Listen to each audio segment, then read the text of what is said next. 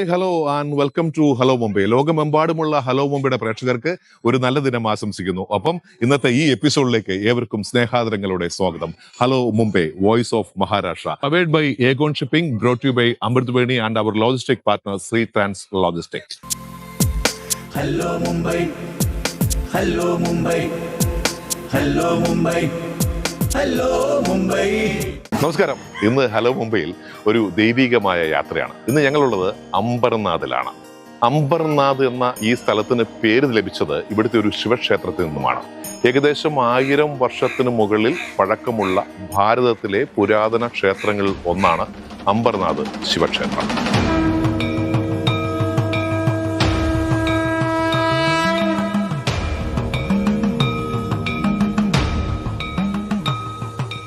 അപ്പോൾ എനിക്കിന്ന് ഈ ക്ഷേത്രത്തിൽ ദർശന പുണ്യം നേടാൻ വേണ്ടി എൻ്റെ ഒപ്പം ഒരു സാമൂഹ്യ പ്രവർത്തനമുണ്ട് അംബർനാഥിലെ. ക്ഷണിക്കാം. വിജയേട്ടൻ അംബർനാഥിലാണ് അല്ലേ? മകനാണ്. വിപിൻ ആണ് പേര്. വിപിൻ എന്ത് ചെയ്യുന്നു? ഞാൻ അച്ഛൻ്റെ ഒപ്പം ബിസിനസ്സിലാണ്. Interior business. ചിത്ര ഇന്റീരിയേഴ്സ്, അതാണ് നമ്മുടെ പേര്. ചിത്ര വിജയൻ നായത്. ചിത്ര എന്നുള്ള പേര് ഇവിടെ തോന്നുന്നു. ചിത്ര നാള് എന്റെ സ്വന്തം. അതായത് ഈ പണ്ട് രാജാക്കന്മാര് നിങ്ങളിപ്പോ അംബർനാഥിലാണ്. അംബർനാഥ് എത്ര വർഷമായിട്ടുണ്ട്? ഞാൻ ജനിച്ചതിന് അംബർനാഥിലാണ്. ഞാൻ ജനിച്ച അംബർനാഥ് ജനിച്ച കുറച്ച് ദിവസത്തിന് നാട്ടിൽ പോയിരുന്നു. കുറച്ച് കാലത്തിന് 2 ക്ലാസ്. നാട്ടിലെവിടെയാണ്? നാട്ടിലെ ഷൊർണൂർ അടുത്ത് ചളവറ. അതായത് ഈ പുതിയ ജനറേഷൻ ആരും നാടിന് ഇഷ്ടമാണെന്ന് പറയുന്നില്ല. ഇങ്ങനെ ഒരു ആദ്യമായിട്ട് ഒരാളെ ഞാൻ കാണുന്നു. ഞാൻ ഈ പൂരം വേല എല്ലാത്തിനും പോവാറുണ്ട്, ആഘോഷിക്കാറുണ്ട്. കാരണം അംബർനാഥ്, അംബർ എന്ന് പറയുന്നത് ആകാശം, ആകാശത്തിലെ നാഥൻ, ആകാശത്തിലെ രാജാവ്. ആ രാജാവിന്റെ ആ നാട്ടിലാണ് ജനിച്ചതും വളർന്നതും. അതിന്റെ ഒരു ബ്ലെസ്സിങ് എപ്പോഴും ഉണ്ട് കൂടെ. അംബർനാഥ് പറയുമ്പോൾ മെയിൻ അറിവ് കൂടിയ ഒരു സ്ഥലം. അംബർനാഥ് അറിയാൻ വേണ്ടി തന്നെ അംബർനാഥ് ശിവക്ഷേത്രം തന്നെ. അത് കഴിഞ്ഞ് വേറൊരു സംഭവം ഉള്ളത് ഓർഡിനൻസ് ഫാക്ടറിയാണ്. പണ്ട് കാലത്ത് നമുക്ക് ഹിസ്റ്ററിയിൽ പഠിക്കാനും ഉണ്ട്. സോഷ്യൽ സ്റ്റഡീസില് ഈ 6ാം ക്ലാസ്സിലെ അംബർനാഥ് 2 സ്ഥാനം. 1 അംബർനാഥ് ശിവക്ഷേത്രം, 2 അംബർനാഥ് ഓർഡിനൻസ് ഫാക്ടറി. അന്ന് മലയാളികൾ കുറെ ഓർഡിനൻസ് ഫാക്ടറിയിൽ വന്നിരുന്നല്ലോ. ഇപ്പോഴാണ് ഇപ്പൊ പക്ഷെ പുതിയ മലയാളികൾ ആരും ഇങ്ങോട്ട് വരുന്നില്ല. ന്യൂ ജനറേഷൻ വരുന്നില്ല. പക്ഷെ ഒരുപാട് പേരേക്ക് ഈ ക്ഷേത്രത്തിലേക്ക് വന്നു. ഈ ക്ഷേത്രത്തിലേക്ക് നമ്മൾ എത്തണമെങ്കിൽ എവിടെ ഇറങ്ങണം, എങ്ങോട്ട് വരണം? അംബർനാഥ് സ്റ്റേഷനിൽ ഇറങ്ങിയിട്ട് 2 കിലോമീറ്റർ ഉള്ളൂ. നാട്ടിൽ നിന്ന് വരുന്നവര് നാട്ടിൽ കല്യാണം ഇറങ്ങി അംബർനാഥ് വഴി കല്യാണം നിന്നും ഏകദേശം ഇവിടെ സ്ഥലമുണ്ട്. എത്ര മണിക്കൂർ യാത്ര ഉണ്ട് നമുക്ക്? കല്യാണം നമുക്ക് 15-20 മിനിറ്റ് കൊണ്ട് 20 മിനിറ്റ് കൊണ്ട് നമുക്ക് ക്ഷേത്രത്തിൽ എത്താം. ഓം നമഃ ശിവായ.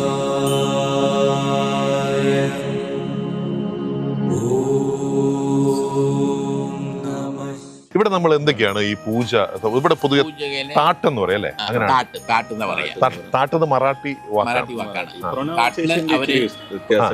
എങ്ങനെയാണത്? നമ്മള് നാട്ടിലെ തട്ടെന്ന് പറയും, ഇവിടെ താട്ടെന്നാ പറയാം. ഈ പൂജാ സാധനങ്ങളിന് വേണ്ടിട്ട് പ്ലേറ്റിൽ വെക്കുന്ന എന്തൊക്കെ സംഭവങ്ങളാണ് അതിനകത്തുള്ളത്? അതില് ഒരു നാളികേരം ആവാം, അതിലെ ബജറ്റ് അനുസരിച്ചായിരിക്കാം. പൂവ്, ഒരു മാല, നാളികേരം, ചുട്ടപ്പൂല്, ചന്ദനത്തിരി. ഇതാണ് അവരുടെ താട്ടില് ഉൾപ്പെടുത്തിയിട്ടുള്ളത്. പിന്നെ വല്ല സ്വീറ്റ്സോ നമ്മുടെ ഇഷ്ടപ്രകാരം നമ്മൾ നൈവേദ്യമായിട്ട് ഭഗവാന് കൊടുക്കാൻ വേണ്ടിട്ട് നമുക്കത് ചെയ്യാൻ പറ്റും. ഓക്കെ, നമുക്കൊരു താട്ടൊരെണ്ണം മേടിക്കാം അല്ലേ? അതില് ഈ ഒരു കിരാഗുണ്ട്, ചന്ദനത്തിരി ഉണ്ട്, പൂവുണ്ട്. നമ്മൾ മലയാള ഭാഷയിൽ ഉപയോഗിക്കുമ്പോൾ നമ്മൾ തേങ്ങ പൊട്ടിക്കും, പൂവ് അർപ്പിക്കും, കൂവളം ശിവന്റെ. ഇവിടെ പ്രത്യേകത പറയണത് ശിവൻ സ്വയംഭുവാണ് കേട്ടോ. അവിടെ ഒന്നും വിഗ്രഹം അങ്ങനെ വലിയ വിഗ്രഹമൊന്നുമല്ല. 20 അടി താഴോട്ട് 20 അടി ഉണ്ടായിരിക്കാം. അതുപോലെ തന്നെ മുകൾ വശവും ഓപ്പൺ ആണ്, കുറച്ച് ഓപ്പൺ ആണ്. ഇത് അന്നത്തെ കാലത്തെ രാജാക്കം ഐതിഹ്യം പലതും പറയുന്നുണ്ട്. ഞങ്ങളിപ്പോൾ കുട്ടിക്കാലത്ത് കേട്ട ഐതിഹ്യം മഹാഭാരതത്തിലെ പാണ്ഡവന്മാര് അജ്ഞാതവാസം നടക്കുന്ന സമയത്ത് പാണ്ഡവന്മാർ ഒരു രാത്രി കുട്ടിക്കാലത്ത് മുതൽക്ക് കേൾക്കണം. ഇപ്പൊ നമ്മൾ നിൽക്കുന്നത് ഇത് നദിയാണ്. വാൾതുണി നദി എന്ന് പറയുന്നത് നദിയല്ല പോലെ കാണുന്നത്, ഇപ്പൊ തോട് പോലെ കാണുന്നത് നദിയായിരുന്നു. അതല്ല, ഈ പാലത്തോടെ നടന്നു വേണം നമുക്ക് അമ്പലത്തിലേക്ക് വരാൻ. അപ്പൊ ഈ വെള്ളം പൊങ്ങുന്ന സമയത്തൊക്കെ ഇവിടെ ബുദ്ധിമുട്ടാണ്. ഫുൾ വെള്ളം. അപ്പൊ ഇങ്ങനെ നടന്ന് അമ്പലത്തിലേക്ക് അതുവരെ കയറും, ചുമര് വരെ കയറും. ഈ കഴിഞ്ഞ 2 കൊല്ലം മുന്നേ നല്ലോണം കയറിയിരുന്നു. എനിക്ക് തോന്നുന്നു ഒരു 150 കോടിയോ 136 കോടിയോ 6 കോടി MP ഫണ്ടിന് സാങ്ഷൻ ചെയ്തിട്ടുണ്ട്. ഇതിന് ഏകദേശം ഒരു 3-4 കൊല്ലം കൊണ്ട് ഇത് നല്ലൊരു ക്ഷേത്രം, മഹാക്ഷേത്രമായി ആവാനുള്ള സാധ്യതയുണ്ട്. നമ്മുടെ ഉജ്ജയിൻ പോലത്തെ മഹാകാൾ അമ്പലം പോലത്തെ അതേപോലെ ഒരു വലിയൊരു അമ്പലം ആവാൻ വേണ്ടിട്ട് കുറെ പിന്നെ ഭക്തജനങ്ങൾ ഇവിടെ വരും ചെയ്യും, സന്ദർശിക്കുകയും ചെയ്യും. അവർക്കൊക്കെ വേണ്ട ഈ താമസിക്കാനുള്ള സൗകര്യം കാര്യങ്ങളും എല്ലാം അവർ പ്ലാൻ ചെയ്യുന്നുണ്ട്. ഒരു വലിയൊരു മഹാക്ഷേത്രമാക്കാനുള്ള പ്ലാനാണ്. അത് ഞാനത് കണ്ടപ്പോ എനിക്ക് തോന്നുന്നത് ഹംപി ക്ഷേത്രമുണ്ട് കർണാടക അല്ലെ ആർക്കിടെക്ചർ. ഈ ആർക്കിടെക്ചർ എന്ന് പറഞ്ഞാൽ എനിക്ക് കണ്ടിട്ട് തോന്നുന്നത് ഇത് സൗത്തിന്റെ ആർക്കിടെക്ചറും നോർത്തിന്റെ ആർക്കിടെക്ചറും രണ്ടും കൂടെ ചേർന്ന ഒരു വ്യത്യാസം ഉണ്ടാകാതെ കല്ലിൽ ജോയിൻസ് ഇല്ല, സിമെന്റ് ഉപയോഗിച്ചിട്ടില്ല ഇവര്. അങ്ങനത്തെ ആർക്കിടെക്ചർ വർക്കാണ്. സ്പെഷ്യൽ ആർക്കിടെക്ചറാണ് ഈ സൈഡിൽ കാണുന്നത്. നമ്മുടെ ഇത് രാജസ്ഥാനിലെ ക്ഷേത്രങ്ങൾ കാണാം. അങ്ങനെ കാണുന്ന കല്ലാണ്, ഫുൾ കല്ലാണ്, അതിൽ സിമെന്റ് ഉപയോഗിച്ചില്ല. ഇതിന് ആർക്കോളജിക്കാർ ഇപ്പൊ തന്നെ റിപ്പയറിംഗ് ചെയ്യുന്ന സമയത്ത് വളരെ ബുദ്ധിമുട്ടി എന്നാ പറയുന്നത് അവര്. അതിന്റെ മിക്സിംഗ് സാധനം, സിമെന്റ് മിക്സിംഗ് സാധനം ഉണ്ടല്ലോ നമ്മൾ പോലെ ഓരോ ഉണ്ടാക്കണത്, അത് വെച്ചുണ്ടാക്കി കഴിഞ്ഞിട്ടാണ് റിപ്പയറിംഗ് ചെയ്തത്. ഇടയിലൊരു ഇതുണ്ടായിരുന്നു. പിന്നെ ആ ഉള്ളിൽ പോയി കാണാൻ നമുക്ക് ഭീമ കൊടുത്തിട്ടുണ്ട്. ചിലതില് 1000 കൊല്ലം ഏകദേശമായി 1960 അതിന്റെ പറയുന്നത്. അത് കഴിഞ്ഞിട്ട് ഏകദേശം ഇത്രയും കൊല്ലം ആകുമ്പോൾ കുറച്ച് ജീർണിച്ചിട്ടുണ്ട്. ഏകദേശം 1000 വർഷമാണ്. 1000 വർഷം മുകളിലായി തോന്നുന്നു അല്ലേ. പിന്നെ ഈ അമ്പലത്തിന് യുനെസ്കോ ഹെറിറ്റേജ് സൈറ്റിൽ നിന്ന് അംഗീകാരം കിട്ടിയ ഒരു ക്ഷേത്രം കൂടിയാണ്. അതെ. അപ്പൊ ഈ വർക്ക് ഇതൊക്കെ കണ്ടിട്ട് ഇന്റീരിയർ ചെയ്യുന്ന ഒരാളാണല്ലോ, നമ്മുടെ ഈ വർക്കൊക്കെ കണ്ടിട്ട് തോന്നുന്നു ഇത് നമുക്കിപ്പൊ ചെയ്യണമെങ്കിൽ എത്ര വർഷം എടുക്കും ഒരു തോന്നുന്നു? ഇപ്പോഴത്തെ സാഹചര്യത്തിൽ നോക്കി കഴിഞ്ഞാൽ ഇത് കുറെ വർഷം എടുക്കും. പക്ഷെ നമ്മള് ഇത് നോക്കിയിട്ട് നമുക്ക് മനസ്സിലാക്കേണ്ടത് ഇവരുടെ ആർക്കിടെക്ചർ, ഇവര് ചെയ്ത പണി. അന്ന് ആ സമയത്ത് ഡ്രില്ലിംഗ് മെഷീനോ ടൂൾസോ എക്യുപ്മെന്റ്സോ ഉണ്ടായിരുന്നു. അല്ല, ഈ അന്ന് ഇവിടെ നദിയായിരിക്കും, 100% നദിയായി.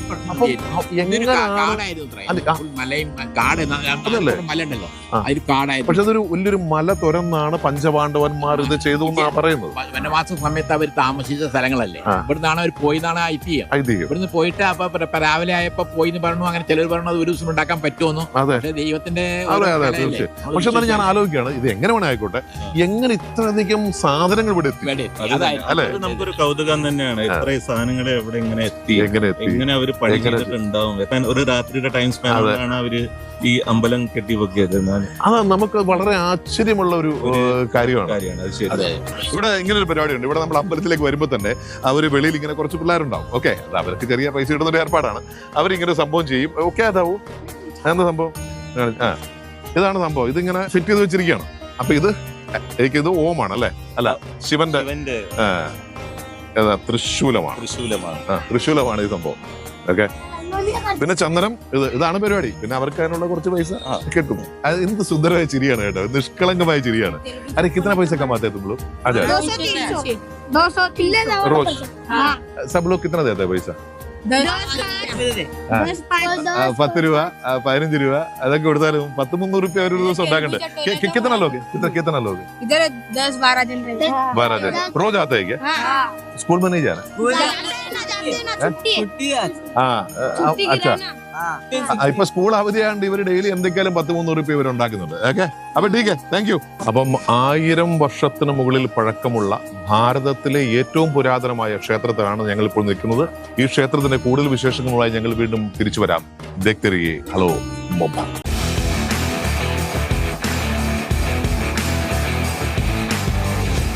ഈ ശിവക്ഷേത്രത്തിന് പ്രത്യേകതകൾ നിരവധിയാണ്. നമുക്ക് ഈ ക്ഷേത്രത്തിന്റെ വിശേഷങ്ങൾ കടക്കാം.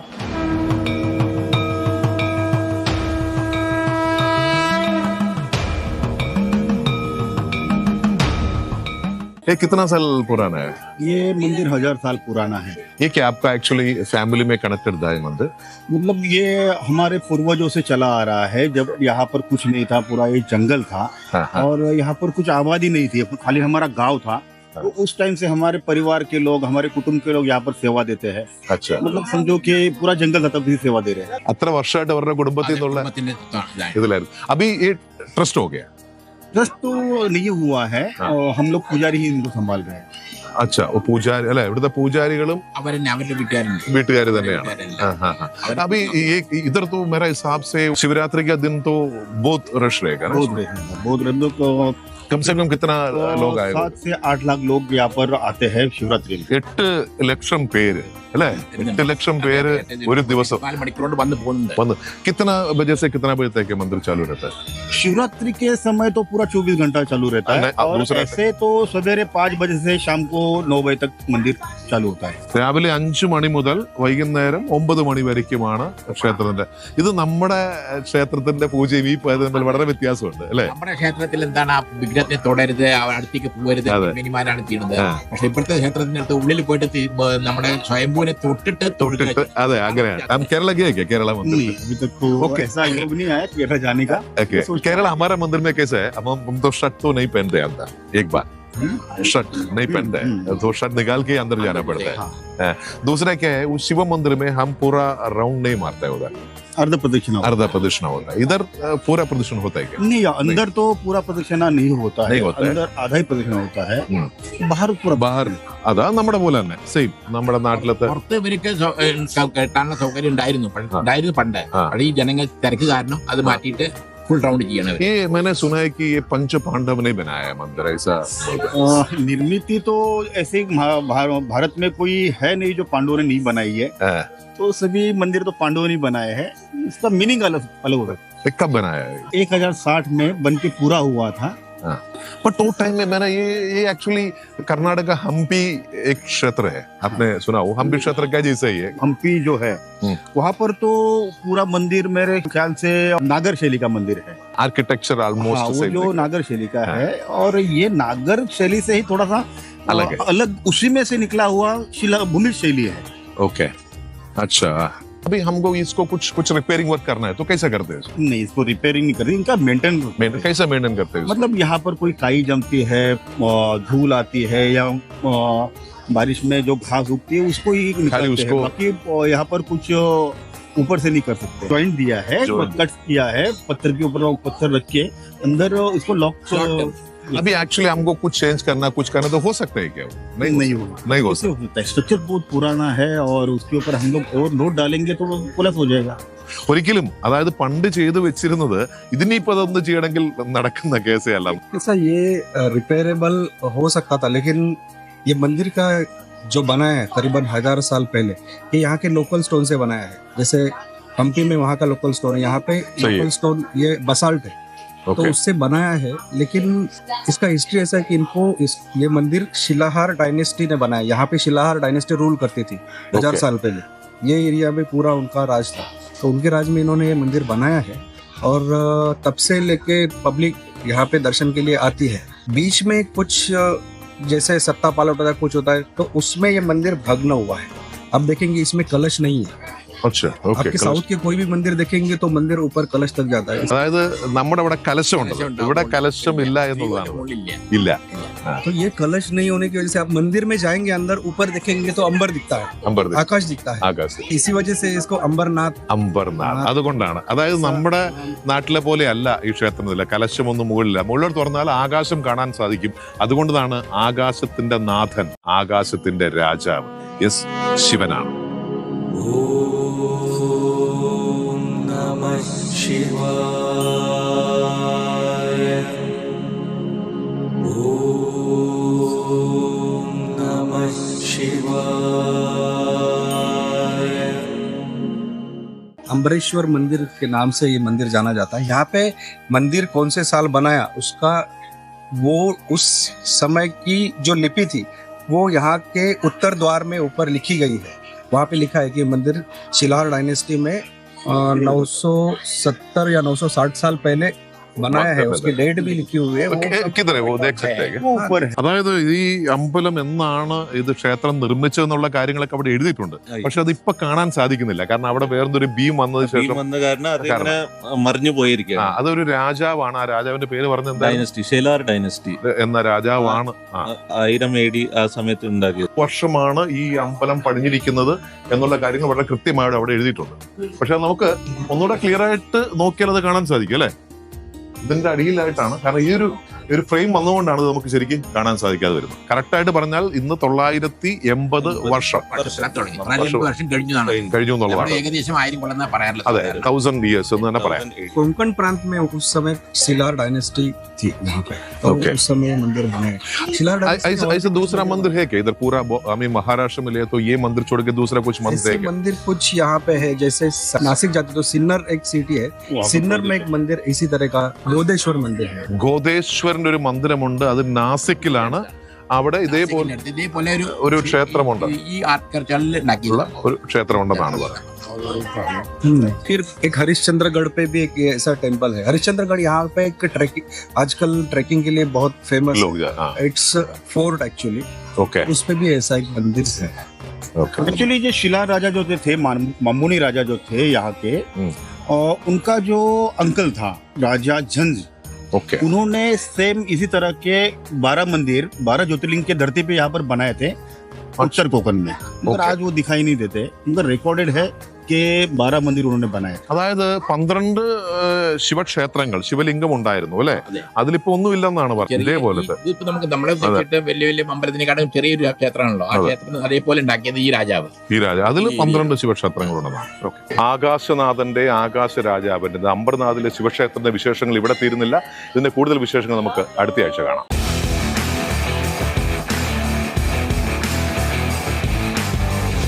എന്തിനും ഏതിനും പ്രതികരിക്കുന്നവരാണ് മലയാളികൾ എന്നാണ് പൊതുവെ പറയപ്പെടുന്നത്. എന്നാൽ പ്രതികരണശേഷി നഷ്ടപ്പെട്ടുകൊണ്ടിരിക്കുന്ന ഒരു തലമുറ വളർന്നു വരുന്നു എന്ന ചോദ്യത്തിന് വളരെ പ്രസക്തിയാണുള്ളത്. അതായത് ഈ അടുത്ത ഉള്ള കണക്കുകൾ സൂചിപ്പിക്കുന്നത് 112 ലക്ഷത്തിലുമധികം ആൾക്കാർ സ്വന്തം ശരീരത്തിലേക്ക് ഇത് കുത്തിവെക്കുന്നു എന്നുള്ളതാണ്. ഈ കുത്തി വെക്കുന്ന സമയത്ത് എയ്ഡ്സ് പോലുള്ള രോഗങ്ങൾ വരയ്ക്കും പടരുകയാണ്. ഇന്ന് കേരളത്തിലെ സ്ഥിതി എടുത്തു കഴിഞ്ഞാൽ വളരെ വിചിത്രമാണ്. വളരെയധികം ആൾക്കാർ അതിനുവേണ്ടി ഇന്ന് പല ബോധവൽക്കരണ പരിപാടികളിലും പങ്കെടുക്കുന്നുണ്ട്. അങ്ങനെ മുംബൈയിലെ യുവജനങ്ങളാണ് എന്നോടൊപ്പം ഉള്ളത് അല്ലെ? അപ്പൊ അവര് ചില ബോധവൽക്കരണ സന്ദേശമായി എത്തിയിരിക്കുകയാണ്. അവരും അതൊരു ചെറിയ സംവാദം.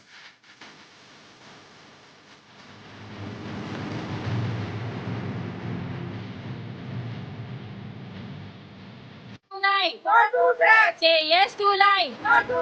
Say yes to life. Akhil, നമ്മള് ബോംബെയിൽ ഒരു കേസ് എടുക്കും. എനിക്ക് തോന്നുന്നു വളരെ ലളിതമായി കിട്ടേണ്ട ഒരു സാധനം തന്നെയാണ് ഈ മയക്കുമരുന്ന് പോലുള്ള സാധനം അല്ലെ, ബോംബെ. പക്ഷെ നമ്മൾ കേരളവുമായി നമ്മൾ ഒന്ന് താരതമ്യം ചെയ്ത് നോക്കുമ്പോൾ കേരളത്തിലാണ് കൂടുതലായി സംഭവിക്കുന്നത്. എന്തുകൊണ്ടായിരിക്കാം? എനിക്ക് തോന്നുന്നത് ഞാൻ രണ്ടും കമ്പയർ ചെയ്യുമ്പോൾ എനിക്ക് തോന്നുന്ന വെച്ചാൽ അവിടുത്തെ കുട്ടികൾ ഇവിടെ എന്ന് വെച്ചാൽ 10ാം ക്ലാസ് കഴിഞ്ഞ് 11ഉം +2 കഴിഞ്ഞ് അവർക്ക് ജോലി കയറണം എന്നുള്ളൊരു ടെൻഡൻസി ഉള്ള കുട്ടികളാണ് കൂടുതൽ ഇവിടെയും. നാട്ടില് പൊതുവെ അത് കുറവായിട്ടാണ് കണ്ടിട്ടുള്ളത്. മേ ബി അവരുടെ പാരന്റ്സ് ഒക്കെ പുറത്ത് ജോലി ചെയ്യണവരും അങ്ങനെ കാശ് കയ്യിൽ കിട്ടണവരും ആയത് കൊണ്ടാവാം ഇവിടെയുള്ള കുട്ടികൾക്ക് കൂടുതൽ എങ്ങനെയും പെട്ടെന്ന് ജോലിക്ക് കയറി സമ്പാദിക്കണം എന്നുള്ളൊരു തോട്ട് പ്രോസസ് എപ്പോഴും വരെ നടക്കുന്നുണ്ട്. ഇത് വലിയൊരു സംഭവം. ഇപ്പൊ ചേട്ടന്റെ ഒക്കെ ഒരു പ്രായ സമയത്ത്, ആ ഒരു സമയത്തൊക്കെ ആൾക്കാർ കള്ളു കുടിക്കും, സിഗരറ്റ് വലിക്കും. ഇന്നുള്ള പിള്ളേരൊക്കെ ശരിക്കും പറഞ്ഞ ബോഡി ബിൽഡ് നമ്മുടെ അകലെ പോലൊക്കെ. പക്ഷെ അവർക്ക് എങ്ങനെയാണ് ഈ ഒരു ലഹരിയിലേക്ക് വിരത്തപ്പെട്ടത്? എന്തായിരിക്കാം അതിനൊരു മാറ്റം ഉണ്ടായെന്ന് തോന്നുന്നു? മാഫിയാണ് ഏറ്റവും ഇതിന്റെ പുറകിൽ പ്രവർത്തിക്കുന്നത്.